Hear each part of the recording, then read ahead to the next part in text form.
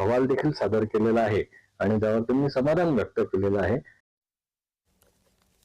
पुढची बातमी पाहूयात। भेसळयुक्त बनावट पेढ्यांची साई मंदिर परिसरामध्ये विक्री केली जाते। मोठ्या प्रमाणामध्ये तक्रारी आल्यात। अन्न आणि औषध प्रशासन आयुक्तांच्या आदेशानुसार कारवाई करण्यात येणार आहे।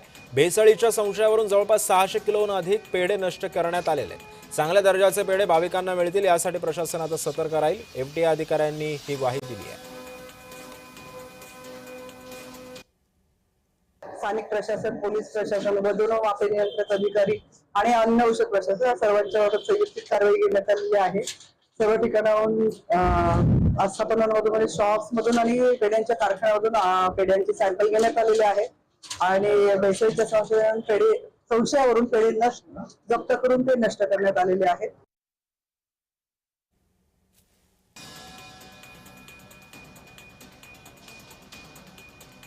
पुढची बातमी पाहूयात। ज्यांनी